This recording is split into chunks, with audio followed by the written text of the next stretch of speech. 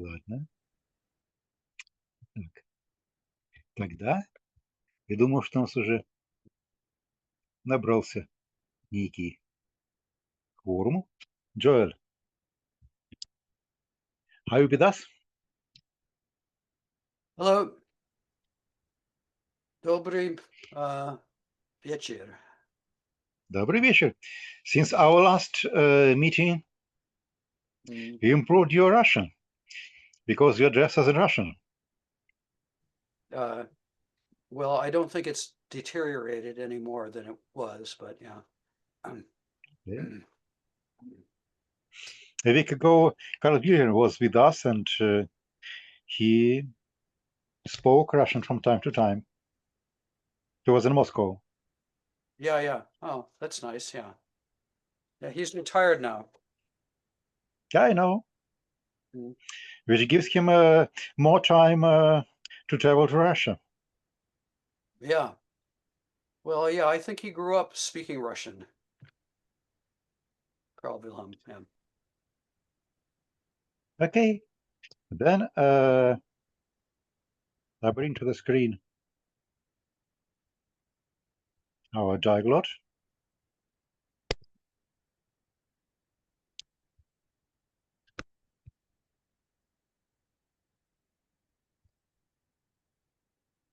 It's often said that the Gospel of Mark is a history of passion with a long preface. Yeah, Is it Carl Wilhelm Schmidt said that, but he said it about all the Gospels, but somehow it's become attached more to Mark. He said the Gospels are a passion narrative with an extended introduction, but it's been mostly picked up by scholars of Mark. okay? So we can safely say that after 2 years of seminars, we have finished with the introduction. Mm. And now we proceed to the main part.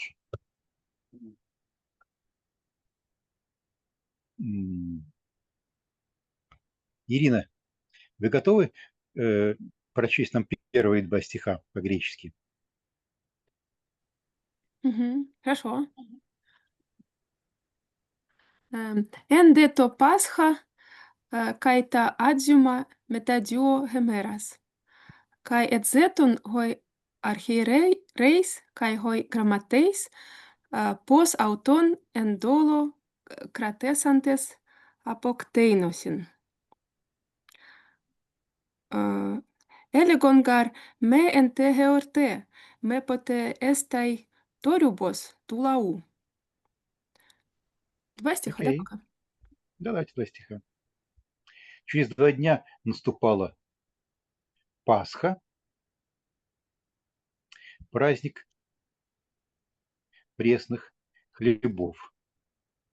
Старшие священники и толкователи Писания пытались придумать какую-нибудь уловку, чтобы схватить и убить Иисуса. Вот пытались придумать какую-нибудь уловку, это мой перевод. Эзетун эндоло картесентес апоктейносин. Я думаю, что это вполне легитимный перевод эндоло, как пытались придумать уловку. Только не прямо на праздники, говорили они.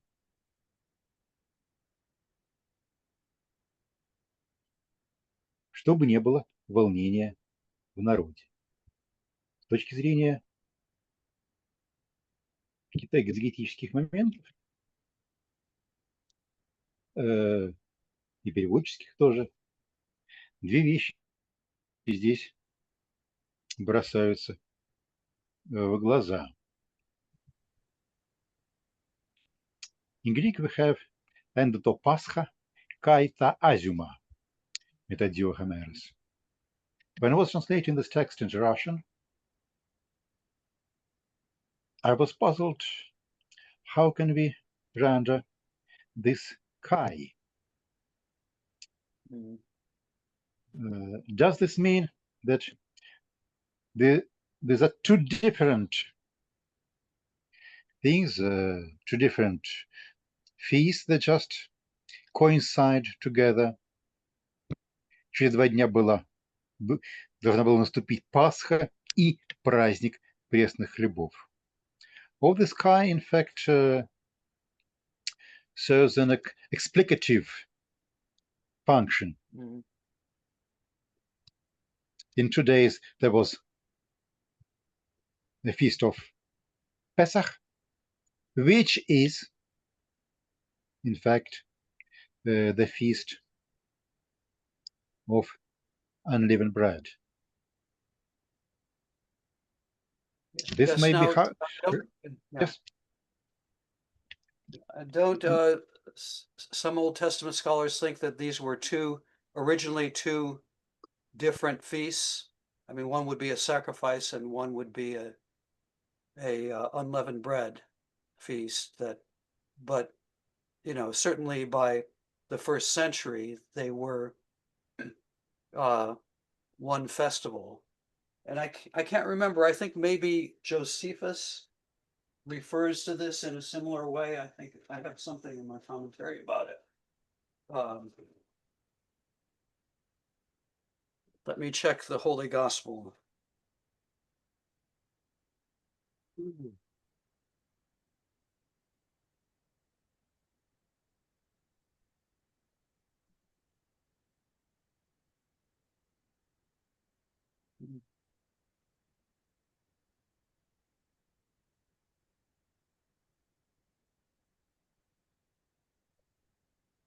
So it could be example of Hendiadys. Example of Hendiadys? Yeah. Mm-hmm. Yes, we know that originally probably these were two different feasts, and we know that according to the Jewish calendar, these two feasts are commemorated on the same day. The problem is whether the author of the gospel and his audience just understood this as two different names for the same feast, or as two feasts that just coincided from the point of view of their date. Yeah. I in my commentary I have I cite a passage from Josephus. The Passover is followed by the Feast of Unleavened Bread, lasting 7 days. So, I mean, Josephus is first century, so he seems to be treating them as, well, so, it's one holiday, but it starts with the Passover sacrifice, and then it's followed by 7 days of eating unleavened bread. So maybe there was still there still seems to be some memory of that in the first century, since Josephus says it that way. And the other possibility I mentioned is that it's an explaining Kai, epexegetical Kai, which is what you were saying now. So they mention it twice, with Kai, because dietary restrictions for unleavened bread last for a week, and Paschal night and Virgil and sacrifice lasts for a day. Yes. Correct. Yeah, and that's how I'd interpret this passage from Josephus, where he says it's the Passover, the Pascha, followed by the Feast of Unleavened Bread. The sacrifice starts it, and then but the eating of unleavened bread continues for 7 days. Yes. Okay, but that's a problem for translator. Yeah. Should So the translator render this Kai in English or Russian or whatever language he translates into? Or should the translator just replace it with a comma? Через 2 дня наступали Пасха и праздник пресных хлебов. О, через 2 дня наступала Пасха, праздник пресных хлебов.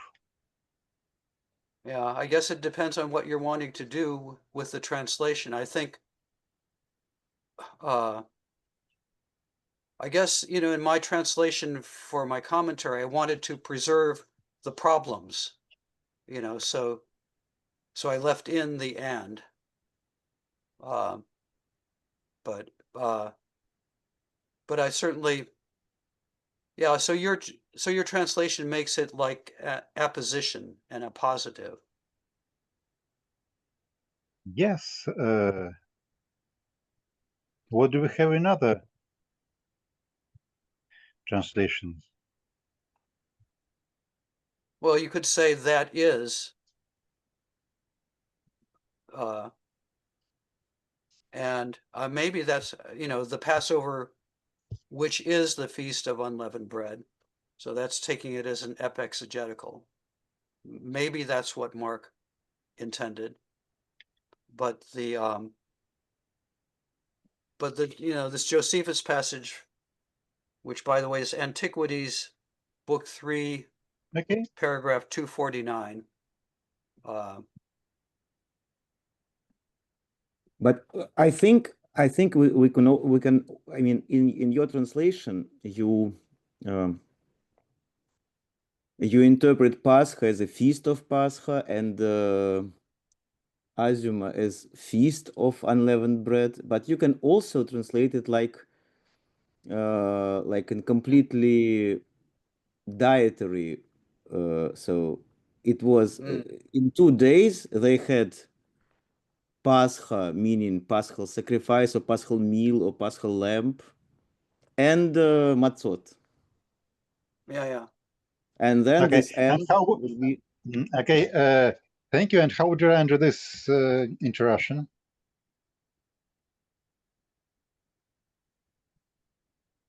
I would.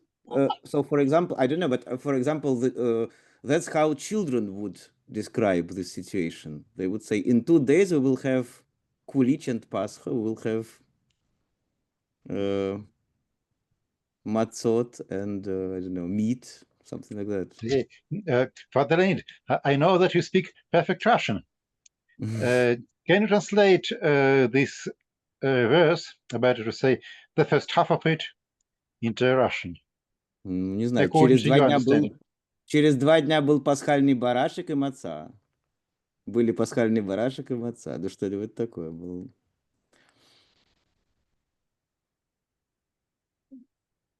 Окей. Может быть, действительно напрашивающее здесь слово «праздник» служит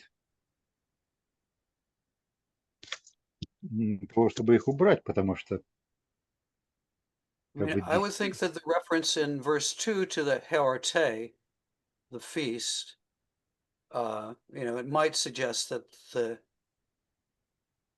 Pascha I can't remember the history of the term Pascha, but I think it had been used for the holiday previous to the New Testament time. I mean, is it used in the Septuagint?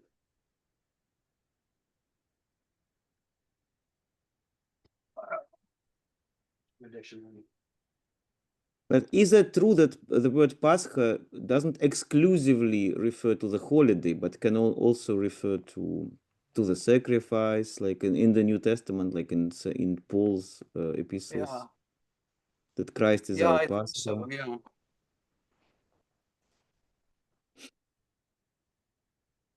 In other words, it's the Paschal sacrifice, but also the festival. I think that we can call Pascha a festival because that's sacrifice connected with joy and so on and so on. I just think whether if the Azuma are treated as something different from the Feast of Pesach, can we call Azuma feast or festival? Yeah, I don't know. It's interesting under Pascha in the lexicon, the first citations seem to be Philo and Josephus and the New Testament texts. So the text doesn't use in the Septuagint, at least not for the festival, or maybe not for the sacrifice either. Interesting. Может быть, maybe we can... Через 2 дня наступала Пасха и дни пресных хлебов. In 2 days, there was Pesach and the days of the unleavened bread. Mhm.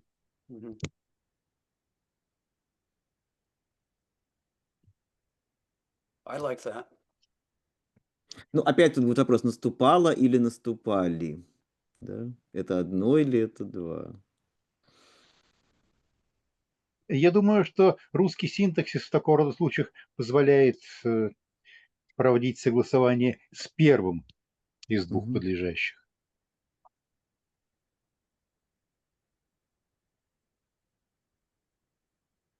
Oh, okay. No, according to my Septuagint lexicon, Pascha is used Exodus 12:11.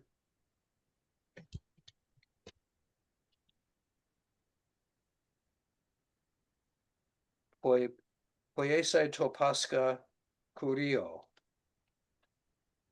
Yes. And it's also used for the Paschal Lamb, Exodus 12:21. Yes, Pesach is used both to refer to the Paschal Lamb and to the day of the Pascha, whichever is the direct reference, and whichever is the result of metonymy is a question that shouldn't bother us. No. It's interesting though, the word, so Pesach becomes the name for the festival. And I'm not sure when that happens, but I mean, it is an interesting case of words sounding similar in Hebrew and Greek. Pesach and Pascha. And I know that the church fathers and so on, they make a lot out of that, that the name of the festival itself suggests Christ's suffering.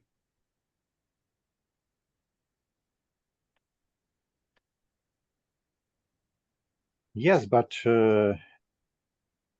unless we see here some mystical reason, it's pure coincidence. Yeah, but the church fathers didn't think it was coincidence. Yes.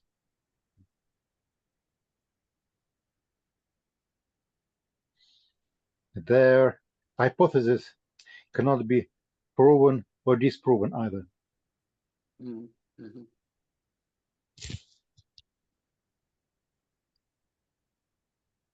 Okay, let's move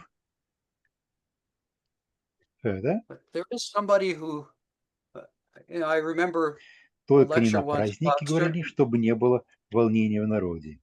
Here we have once again this mysterious Markan gar.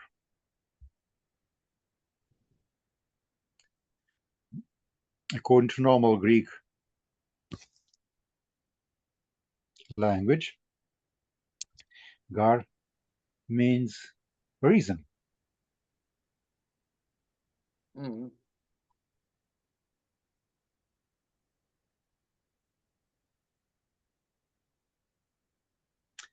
But we cannot see any cause and effect relationship here. They Yeah, I wanted, think Mark.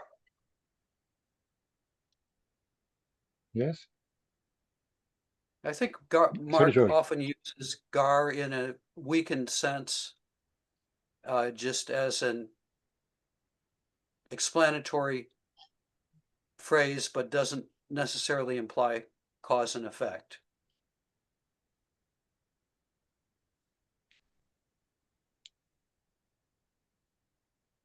Can we render it somehow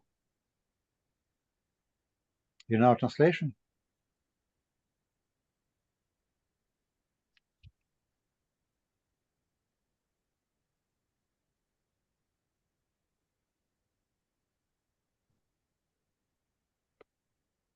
Maybe just by putting brackets around the gar clause. Mhm. So it becomes parenthetical. Yes. I mean, what it explains is, well, yeah, this is kind of a problem in the text.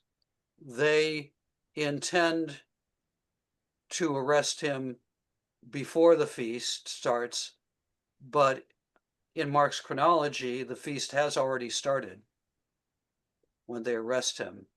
And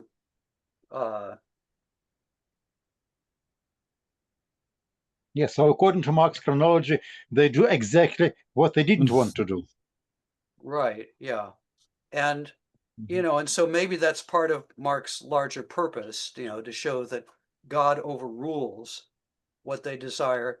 But there is also a discrepancy between the Markan and Synoptic chronology and the Johannine, because in John's narrative, he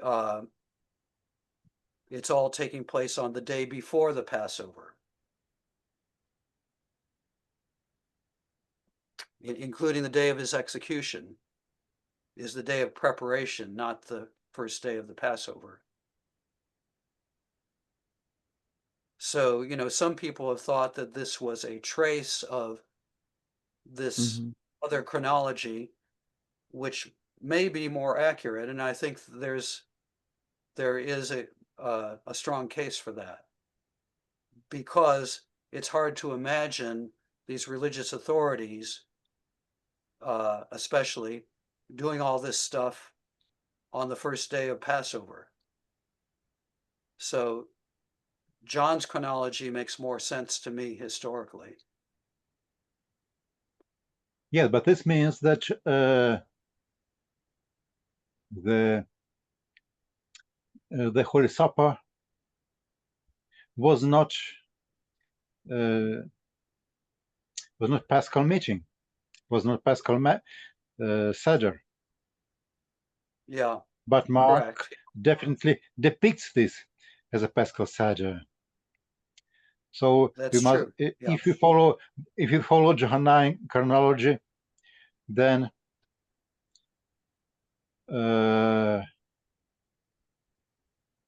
Markan depiction of Jesus' Last Supper is very much a creation of either Mark or his source, specifically in order to make Jesus' Last Supper a prototype of Christian festivals.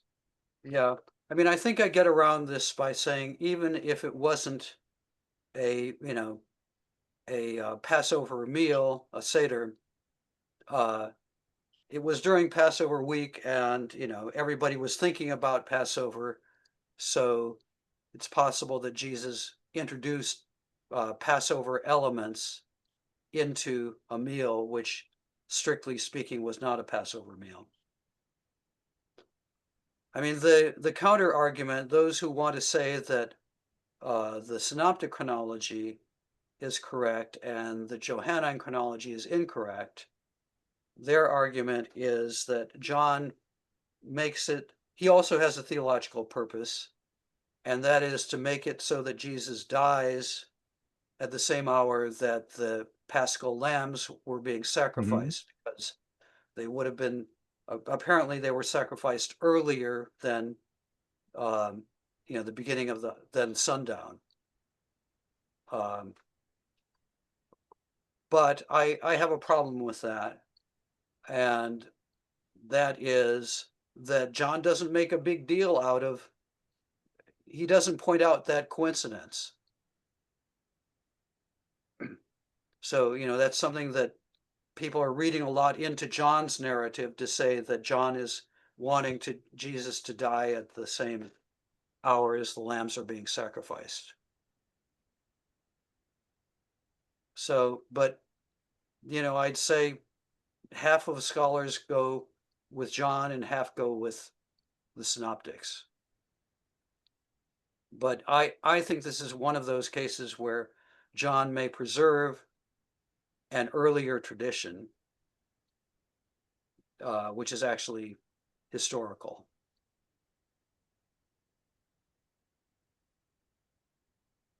As concerns your argumentation in favor of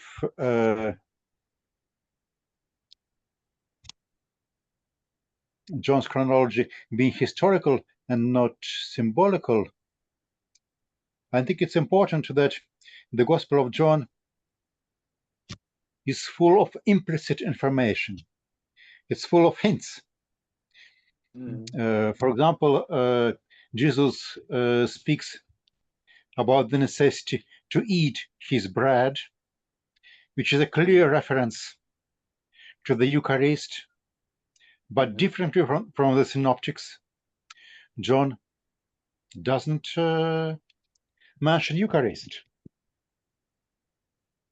Yes. In Okay. Yeah. Yeah, sure. He does that a lot. Yeah, he implies things, but You mean John chapter 6, the discourse on the heavenly bread? Yes. Mhm. Yes. In synoptics, we will have the narrative about the institution of the Eucharist, which is exactly the narrative about the Last Supper. In John, we do not have this, but instead of this, we have Jesus speaking about his flesh as bread.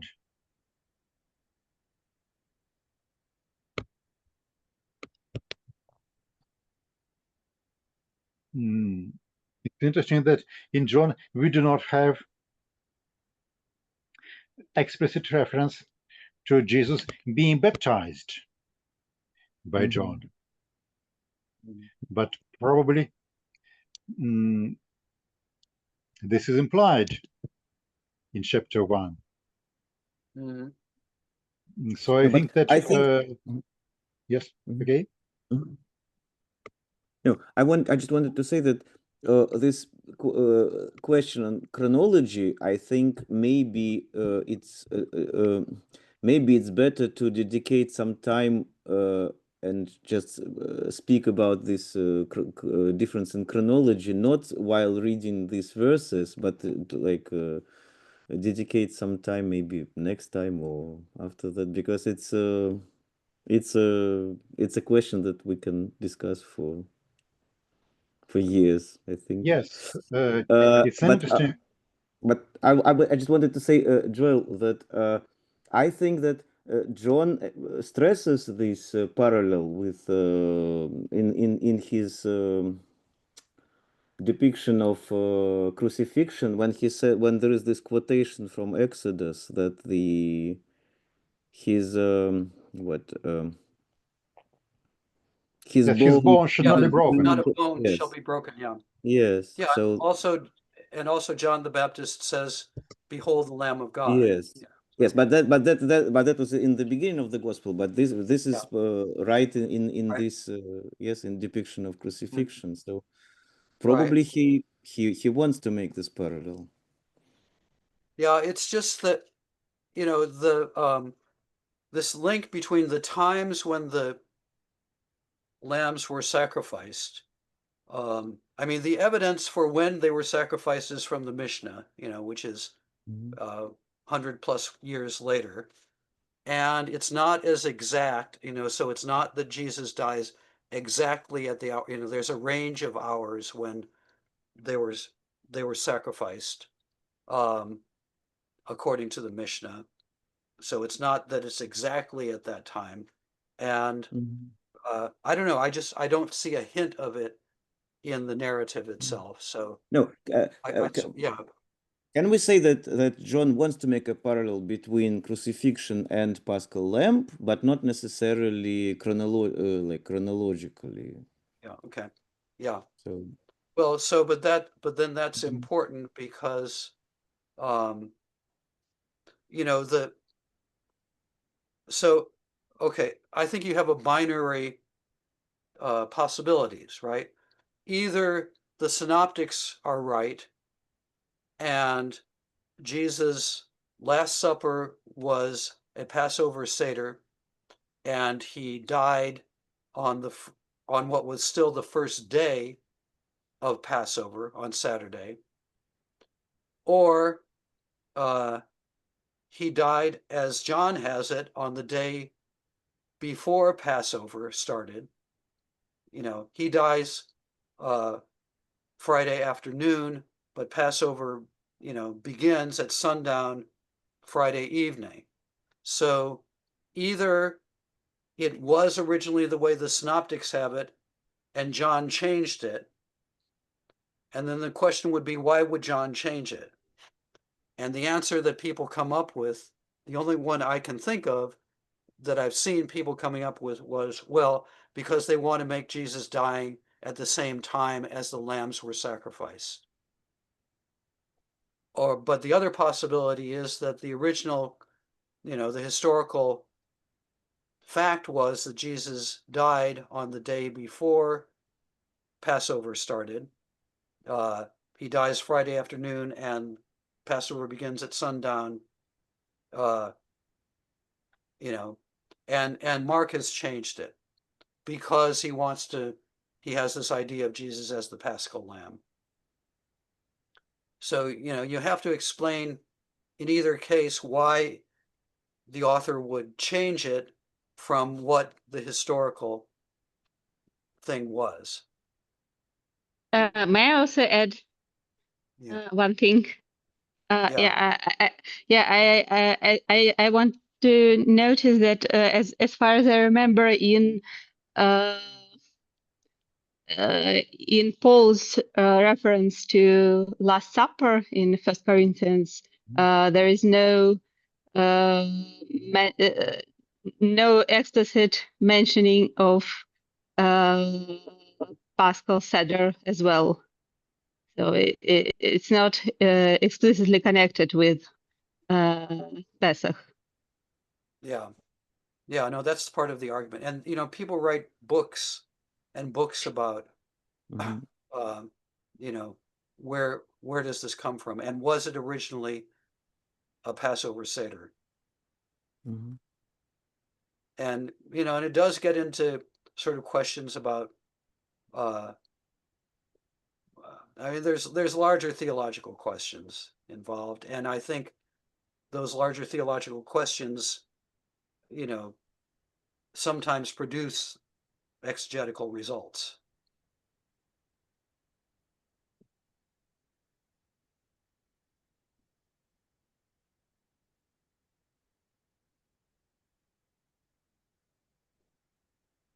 There is, I think, a third possibility that both Synoptics chronology and John's chronology are symbolic,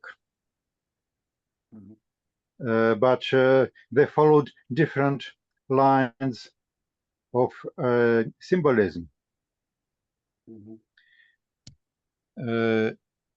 it may well be that historical Jesus was crucified by the Romans sometime around the feast of Pesach, and that in later development of Christian tradition, this was interpreted symbolically, but within two different exegetical traditions by two different chronologies. Yeah, So, that seems possible. Yeah. And So- two possibilities.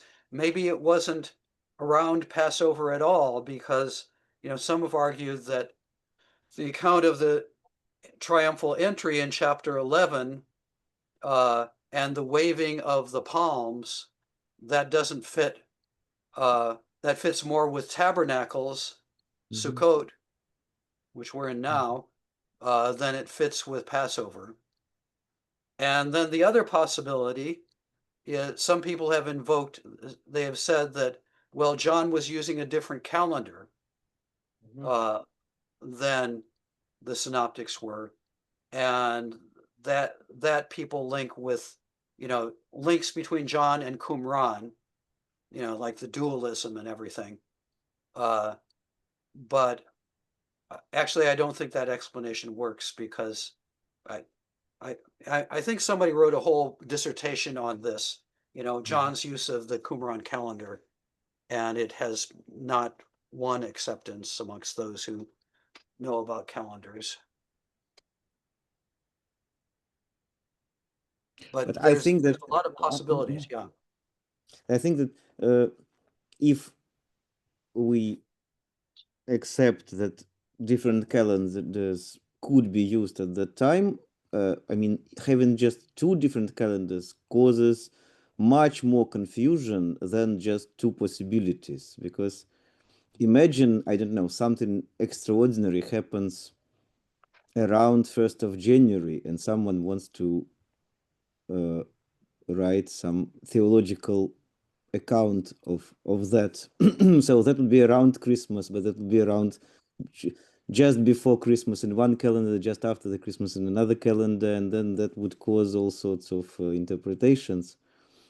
So Yeah, well, we know that it did cause, a lot of, strife, because, I mean, in is it in the Habakkuk commentary? The author talks about the wicked priests attacking the teacher of righteousness on the Day of Atonement. So presumably that's, was the Day of Atonement for the Qumran people who were following a solar calendar. It wasn't the Day of Atonement for their attackers, perhaps. So, yeah, calendars can be a problem. I'm glad you guys decided to be on our calendar around, when was that, 1900 or something? Oh.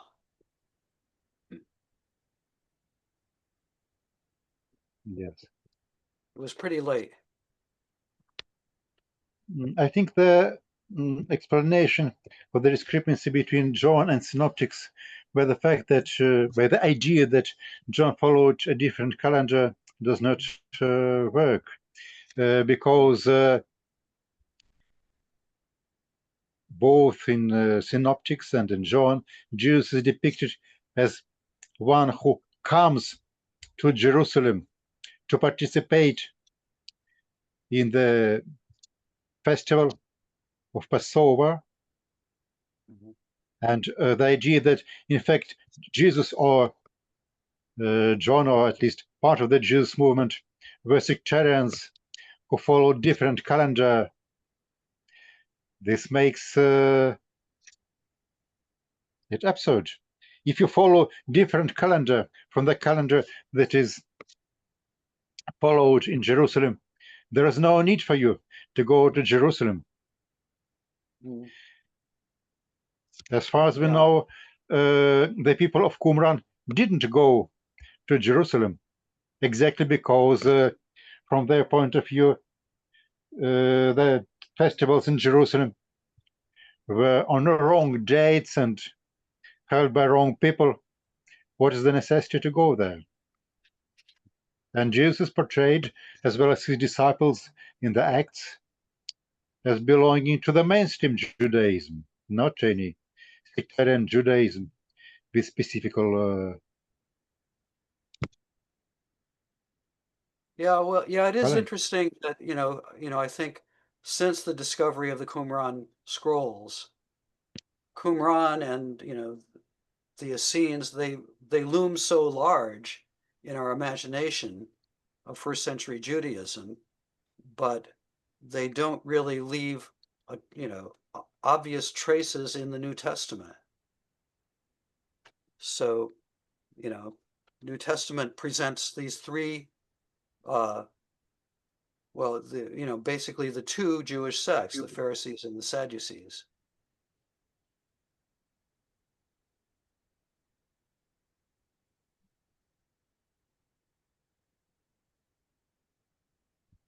okay. Before we move any further, probably we can, following the suggestion of Father Leonid, we can return to the calendar problems at some later point in our seminars. Before we move any further, I would like to show what I think is an interesting exegesis of this gar by Luke. You have the synopsis now on our virtual whiteboard. Yes? Mm-hmm. In Luke we have Eingesende Herrte von Azumon, Helegomene Pascha. Okay, Luke obviously interprets Mark and Kai as Kai exegetical. Kai zetun hoer hereis kai homeracheis topos analosin auton, a bit more classical language, efabunta gar ton laon. I think that this, if Luke was basing his text on Mark, she probably inherited this gar from gar in Mark, but restructured the text in such a way that this gar becomes more understandable. What did you say, Joel? Yeah, well, so then how is it more understandable in Luke? He's saying that they wanted to kill Jesus because he was so powerful. I mean, it sounds like he's saying the opposite of Mark. In Mark, they don't want to kill him during the feast because there's so many people around and they're afraid there's going to be an uproar. Whereas in Luke, they want to kill him precisely because he's so popular. Yes. I guess, yeah. I mean, I've never noticed this before. But you see, the first verse in Mark 14 and the first verse in Luke 22, they speak about the archeres that and grammates wanting to kill Jesus. Yeah. And I think though Luke's wording is different from Mark, is dependent on Mark. And this pairing of hoer heres kai hoer grammates, hoer heres kai hoer grammates, ezetun, this looks very much like quotation from Mark. Yeah, sure. Yeah, he's echoing Mark very strongly, but how do you interpret verse 2 in Mark? In Luke, yeah. In Luke. And then I think Luke was puzzled with this gar in the same way as we are puzzled. Mm-hmm. But we as translators, we decided to take this gar out in order to keep the rest of Mark on verse 2. Yeah. It may well be that Luke did the opposite thing. He decided to keep the gar, but Yeah. to make the text, to rewrite the text in such a way that the cause and effect relationship would be more logical. They say, men te horte, but este toribus tulau. So they were afraid of the people. Okay, Yeah. so if we replace this direct speech of the archeres and grammates by the phrase they were afraid of the people, then this gar is quite logical. It explains their desire to kill Jesus. Namely what? Because he's so popular amongst the people. Yeah, because Yeah. he's so popular, and they are afraid that his popularity may result in something negative for them. Mhm. And in this Yeah. case, gar is quite in place. And even its surrounding can be understood as some paraphrasing of the Markan idea. But gar Yeah. now is in the right place. Yeah, I mean, grammatically it makes sense, but it changes the overall picture that's being presented. Yes. Because again, in Mark, verse 2 explains why they didn't act against Jesus at a certain time. Verse 2 in Luke explains why they did act. Mm-hmm. Yeah, that's really interesting. Yeah, but I think but sometimes this also straightens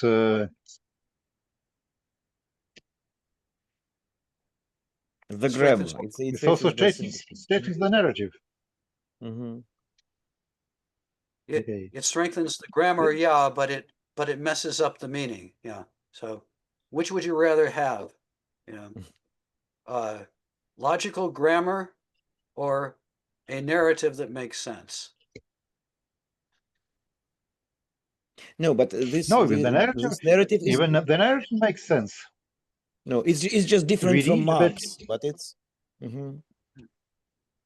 but it makes sense, and it's it may be that it's because of jealousy. So he is popular and they're jealous, and therefore yes. So it also Mhm. makes sense. Yeah. Okay. Yeah. Okay, but it makes it a different sort of sense. Yeah. Mm-hmm. Mm-hmm. Different sort of sense, exactly. It's a different picture. Yeah. Mm-hmm. May I, if I mean, we I sorry. do think sometimes that Luke, he edits Mark, but sometimes he doesn't do so very carefully. Which is, one of the reasons that I have a problem with my colleague Mark Goodacre's theory that, Luke is using both Matthew and Mark. And, I just think that I think Matthew is so much better organized and more logical than Luke. And according to my colleague's theory, Luke has Matthew, which is beautifully organized, and then he messes it all up. But that's a larger question. Sorry, I interrupted you, Leonid. I don't know. It's just I wanted to say that if at some point we return to this chronological question, I would also but maybe it's not now. But I'm of course I would be very interested if you could comment on nature of Last Supper as Paschal Seder, not Paschal Seder, and the use of whether artos is referring to unleavened bread or just normal bread. And of course, it caused a lot of polemics in Middle Ages on Western and Eastern practice of use of unleavened and ordinary bread in the Eucharist. And so, what can we get from the Paschal from the Gospel passages on Last Supper? What kind of bread could they use, and etc. Yeah, it does depend on exactly on whether it's a Passover meal or not. That's partly what it would depend on. Sure, yeah. I'll do a presentation on this in a few weeks, maybe, on the Thank you. chronological questions. It's very complicated, so I have to study what I've written before, which wasn't much, but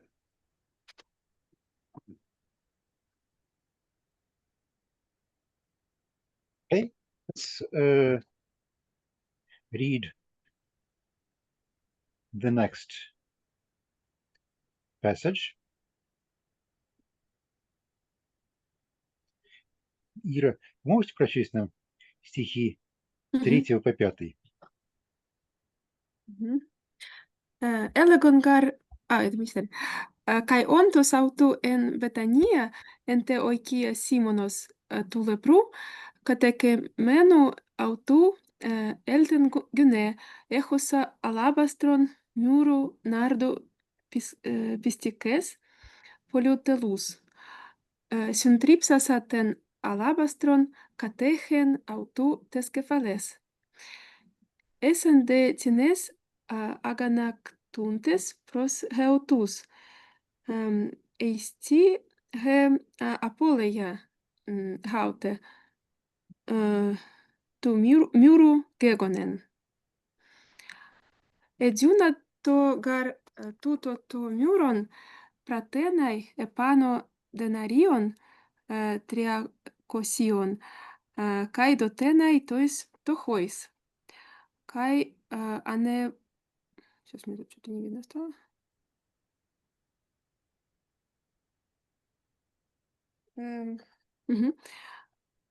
Kai anebриmonto aute.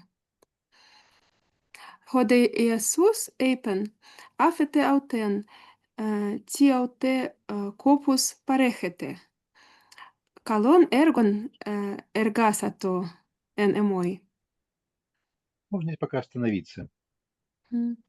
И вот, когда Иисус был в Вифании и возлежал за трапезой в доме у Симона Прокаженного, хотя нам известно, что та лепра, о которой говорится в греческих текстах Ветхого и Нового Завета, это не то, что мы называем лепрой, но, наверное, уже традиционный перевод Симон Прокаженный.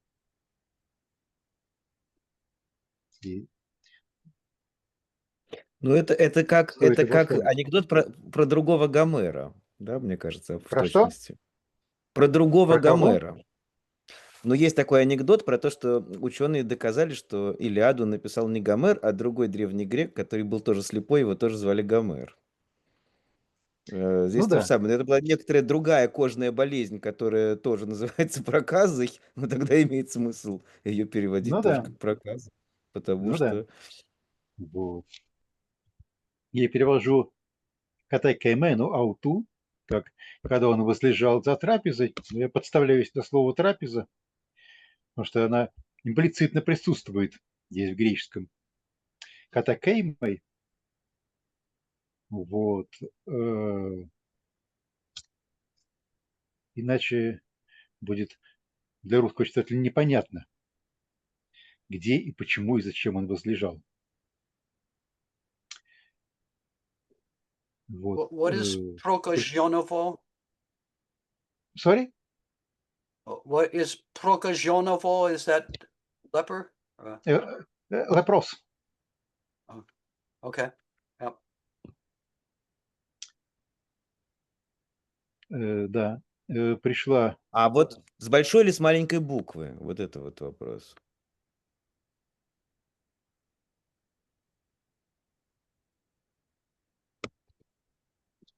Мне кажется, что если с маленькой, Mm. то это будет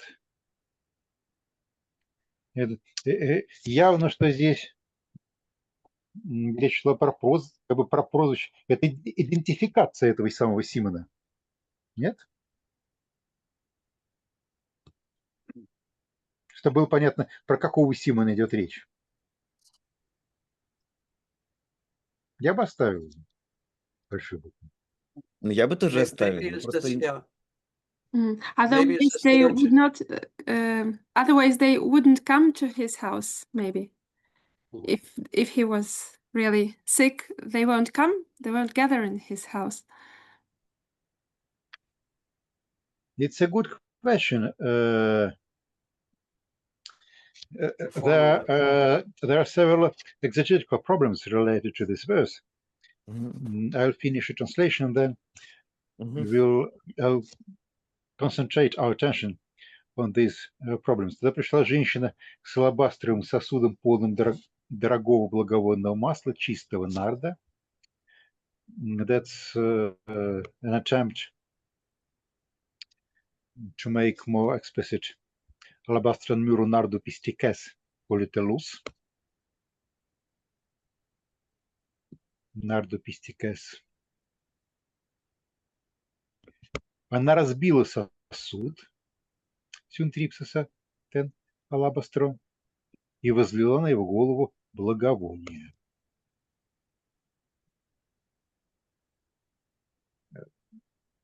Several questions arise when we look at this verse. First, whether Jesus and his disciples, being Jews, and before the festival of Pesach, could visit the house of someone who was affected by lepra, which would mean that the sick man himself and his house and those who enter his house would be ritually unclean. Does Mark here imply once again that Jesus is deliberately transgressing the Old Testament taboos, or what does this mean? In some sense, Yeah, that's yes, okay. well, and Mark Uh, already in chapter 1, he already had Jesus healing a, you know, what we're calling a leper. Though, you know, what the Bible calls lepros is not what we call leprosy today, right? yes, that's true. But what the Bible calls lepros makes person unclean, ritual unclean. Right. In the Yeah, beginning of and the Mark's reason, Gospel, Jesus healed the man so that he's no more leprous. Probably this implies that if you contact a leprous, but you heal him so that he's no more leprous, then contact with him does not make you unclean. yeah, But and here we the do reader not of have Mark, it. no, yeah, do not So what? your idea is that he was healed, but the community remembers that he used to be leprous, and so he's sort of like legomenos leprous. Okay. So we amend the Gospel of Mark to kai ontos autuan betoniente veki simonos to logamenu lepru. I mean, I think if the narrative wanted to imply that he was still lepros, then it should be a question should be raised. Why are you sitting with somebody who's lepros? And Jesus should say something about it. But since we don't have that, I guess I'm assuming that Leonid is right, and that he's somebody who was formerly, but it was remembered that he had been lepros, and maybe I don't think I said this in my commentary, but his name is Simon, and so maybe some further designation of him is necessary to distinguish him from Simon Peter. Mhm.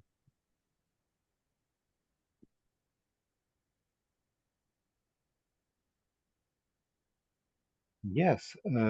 Mish, maybe the question you was discussing a couple of minutes ago, whether the прокаженный should be written with a capital, if it is just a nickname because of something, so it doesn't really mean lepros or прокаженный. It means that he has this nickname because of whatever, Mhm.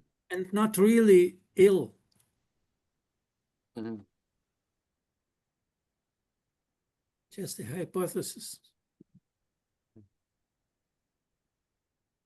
Что-то случилось с интернетом или только у меня?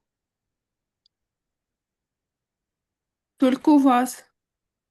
Окей. А вы слышали Владимира? Да, слышал. Но на какую-то секунду все прекратилось. Окей. Тогда у нас тем больше смысла писать прокаженного с большой буквы. The second question that I want to ask with regard to this verse is related to this katekeimenu. Mhm.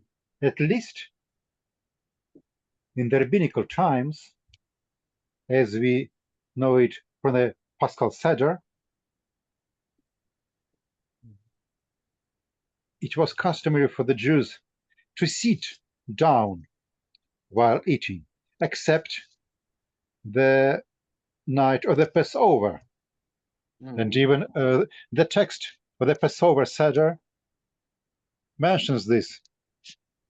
Mhm. People are to discuss why during other nights we eat Yeah. sitting, and Mhm.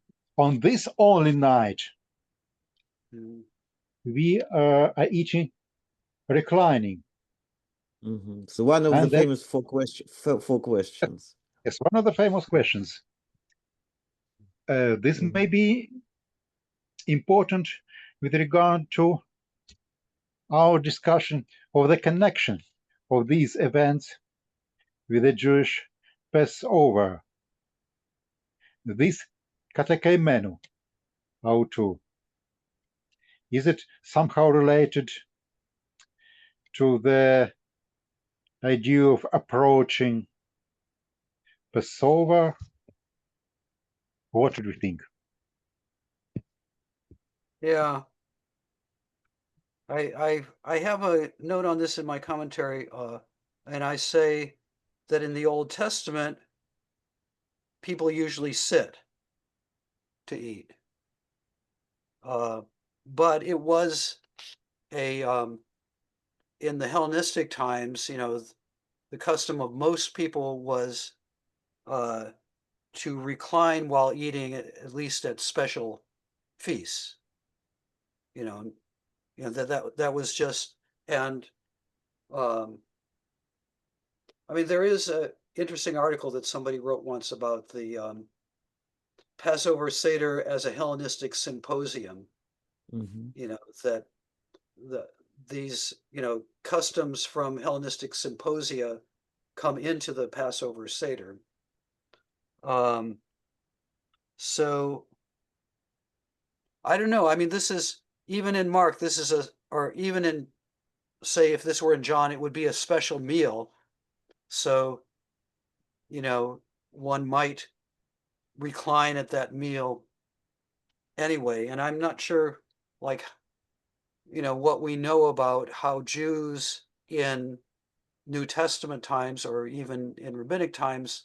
I mean, yeah, the four questions says that on all other nights, on all other nights we sit, but on this night we recline. But I wonder Yes. if there's any other evidence about that, and or if that could just be a sort of an artificial thing that is trying to distinguish the Passover from other meals. I mean, I'm not Yes. sure. I'm not sure either about what the dating of the four questions is. I've done Yes, exactly. a little bit, trying to date various Jewish liturgical things, and it's very, very, very, very difficult because there's no real evidence until like the Cairo Geniza, stuff from like the 9th or 10th century. Yes, we have in Mark 2:15 also a mentioning of Jesus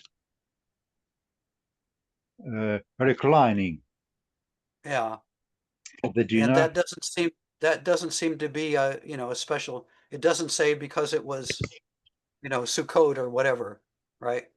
Yes. So, and there's also Two evidence in other other gospels. two other occurrences of katakeme are just about sick people are lying.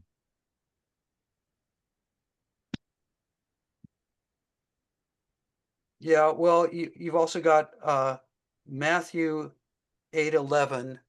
They will recline.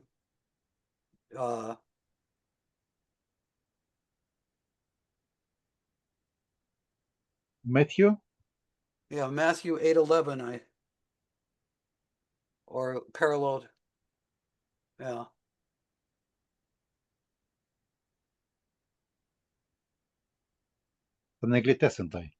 Yes, but that's about the eschatological meal, and Right. Yeah. we do not know exactly how the eschatological meal would look like. We hope that at some time we'll know this, but not now. Yeah. And we know that many will come from the east and west. Yes, exactly. But in any case, I just wanted to draw our attention to this particular wording here because of our discussion of the chronological things at the beginning of our meeting. Maybe it is just relevant to keep this in mind. I have a question on this word. Maybe it's, I don't know, it's could it be that so what was the normal one of way of understanding that is that in Jewish context there is this difference between lying during the meal or sitting during the meal, but if we assume that it's just the way of expressing this idea of eating together in Greek. So what would be the normal word in could it be that he is not actually referring to the way they sit or lie during the meal, but that they have a meal together, and he just wants to express it in Greek? Yeah, well, and I think that Mark 2:15 would be evidence for that. He's having a meal with these other people, and that's what you do.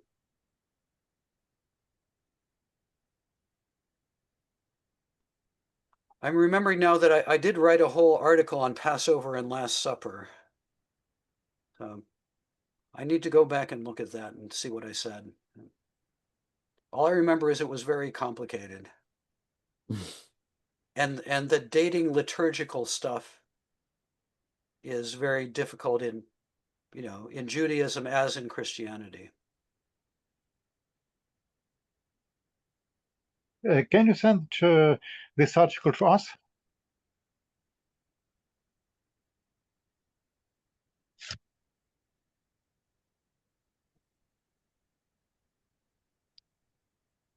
If you have it in some electronic format.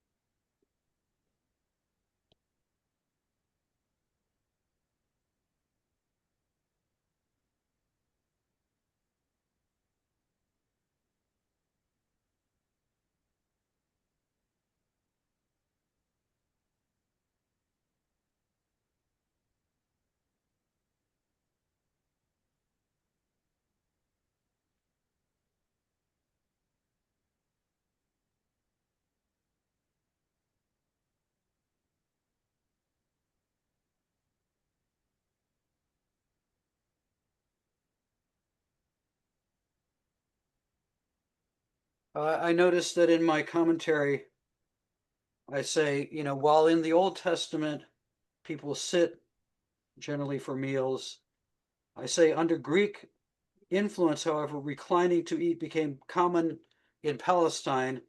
And I cite, for example, Judith. There's a passage in Judith, chapter 12, verse 15. And I say it's ubiquitous in references in the Gospels to meals. So I guess I'm leaning towards what Leonid was saying again, that, the customs had changed, but I mean, and reclining at meal became sort of the default, or maybe especially for festive meals. But then one would still have to explain the 4 questions.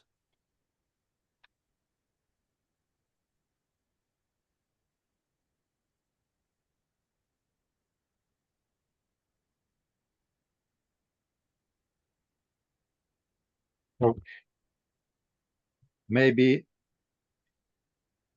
in the times of Jesus, Jews were more Hellenized than in later centuries, when the rabbinic tradition about 4 questions arose, so that in the rabbinic times they kept the Hellenistic way of reclining during eating only for festival days,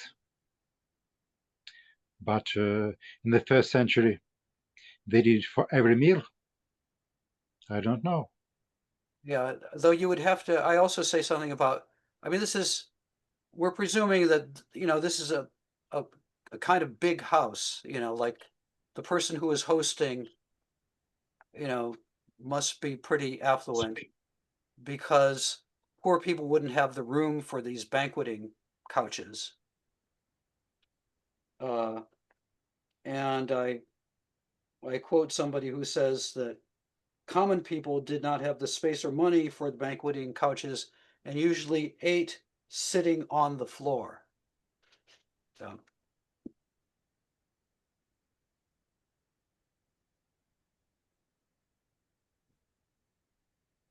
Okay.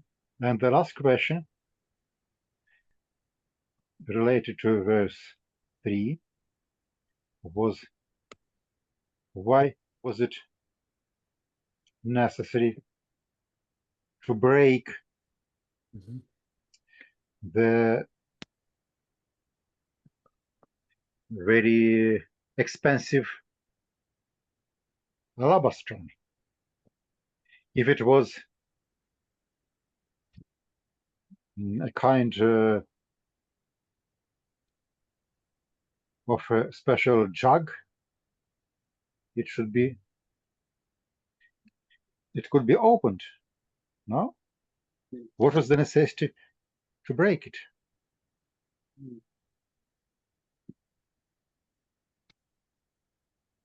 Yeah, I say in my commentary, commentators generally assume that the breaking of the neck of the jar was a common practice, but no archaeological or literary evidence supports this thesis.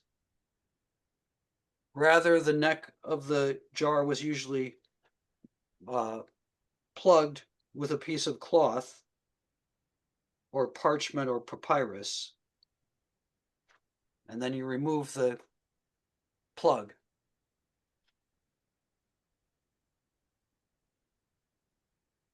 So I guess, so I say it perhaps indicates that the woman doesn't want to use it for another purpose. Mhm. So Just it's as a the sign of her devotion, that it's just like as the oil take- itself. Mhm, mhm. it's like taking a glass and then breaking it.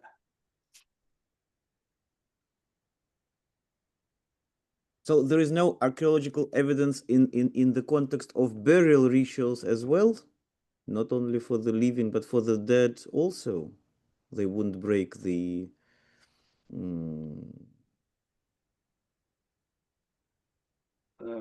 That, yeah, Mhm. I don't know of any. Yeah.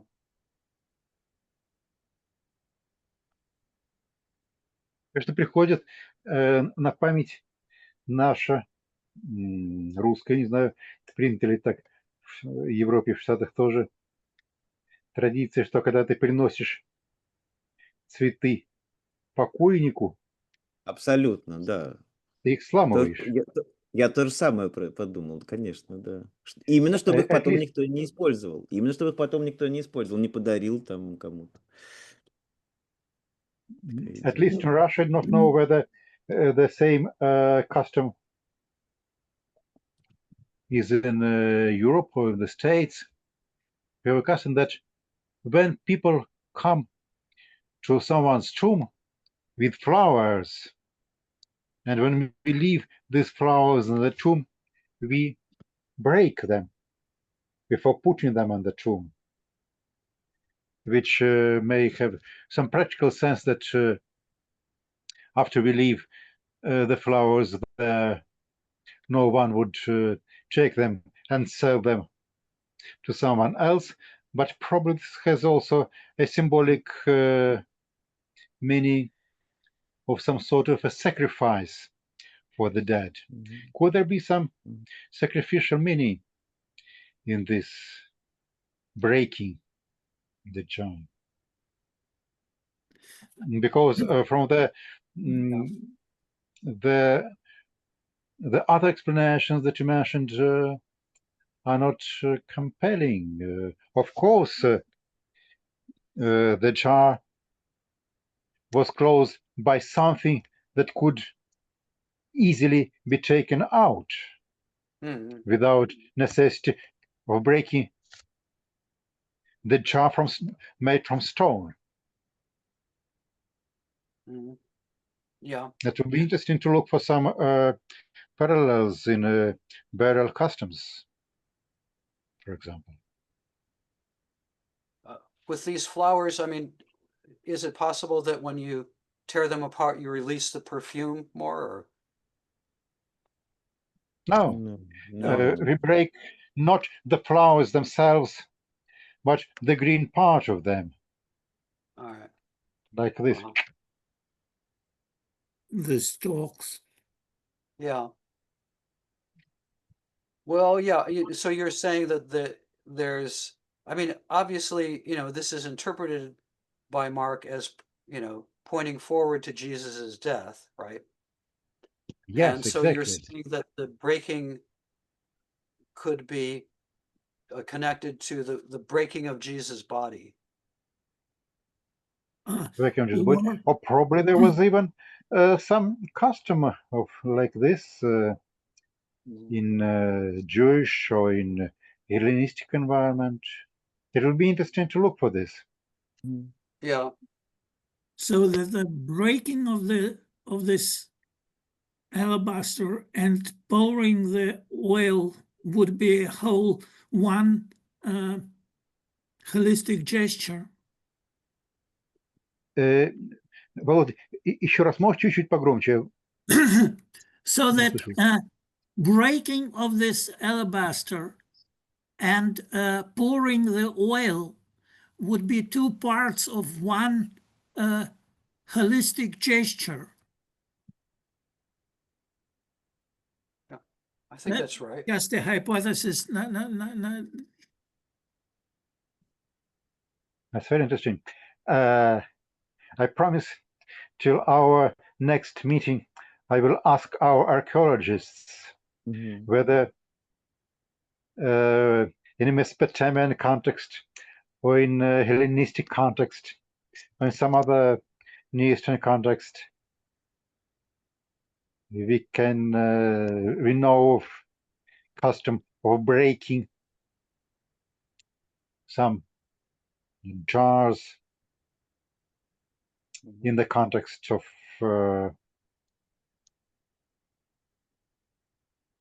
connected with mortuary rituals.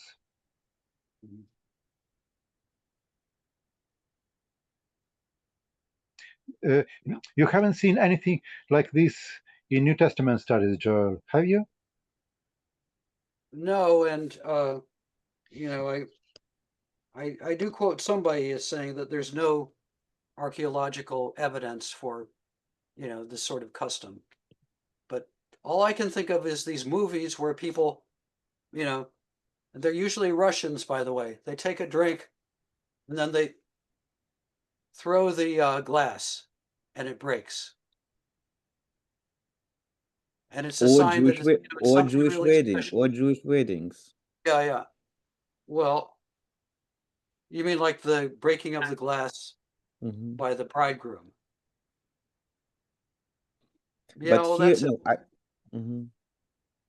I would think that it's very universal, because from what I remember from like Russian burial rituals in during like the expeditions where I went to the Russian north, that everything that you use for the ritual, it stays at the grave, so you can't take it back. Yeah. But at the same time, you need to destroy it so that it wouldn't be used by somebody. Yeah. So you need to break it. So it looks very logical as a part of a burial ritual. But yeah, I agree with that. It makes a certain sense that you're devoting not only the oil but also the thing that carried it to you know, to a sacred purpose, and you can't use it again.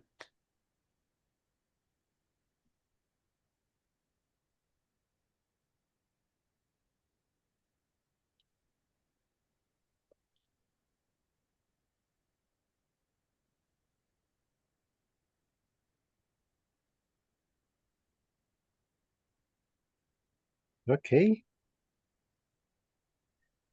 An important question that may be asked at this point is, what is the place of this story within the Jesus tradition? Because we have a very similar story in other contexts. For example, in Luke, yes?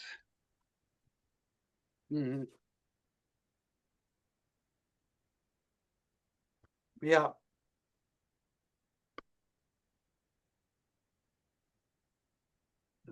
Luke yeah, the story 7. of Luke is different, yeah. And I have a chart in my commentary on page 939 of the different gospel accounts and their parallels and differences.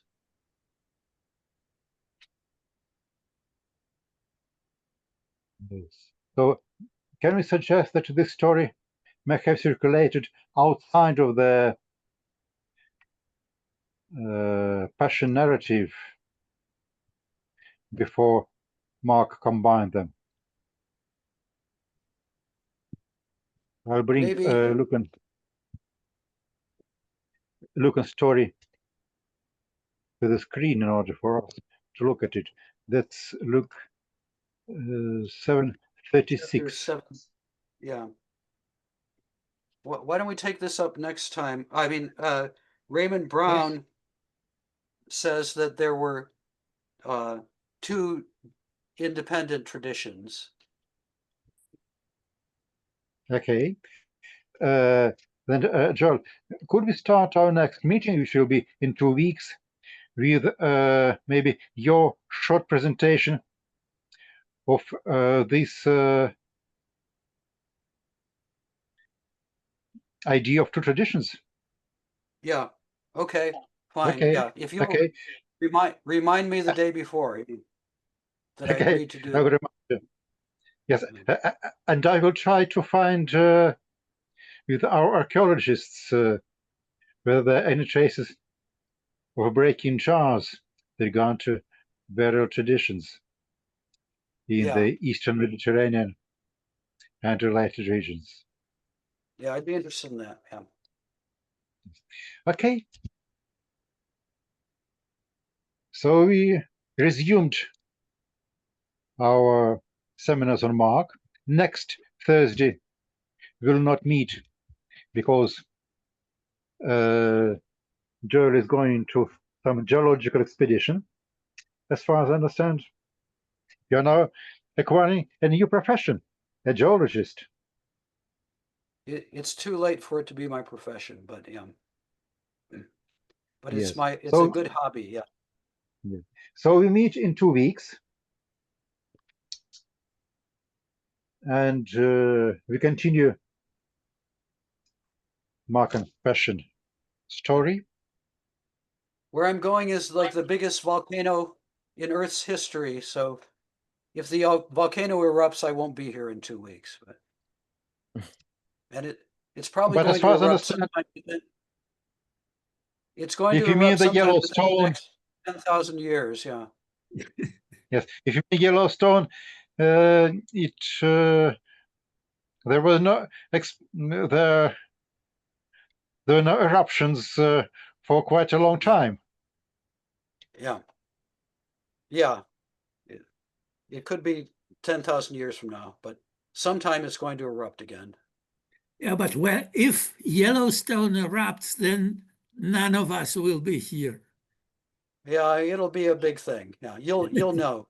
That reminds me of I took a course with Louis Feldman, who did the he did a lot about Josephus, but one time he was talking about how terrible television was, and it's full of violence and all sorts of things. And so I said, "Well, Professor Feldman, do you have a television?" And he said, "Yes, I do." And I said, "Well, why do you have a television?" And he said, "If the Russians drop the nuclear bomb, I want to know."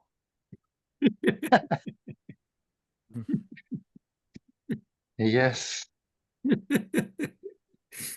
good jokes of good old time. These jokes were still jokes. Yeah. Yeah, well, yeah, it wasn't. We were kind of scared about it back then, but yeah. Okay, I hope that there will no nuclear bombs and no eruptions of Yellowstone in the next 2 weeks. So let's be optimistic about our next meeting. Good. We'll see each other in 2 weeks' time. Okay. Bezrat Okay. Hashem. Yeah. Bye. Bezrat Hashem. Да, не спасибо.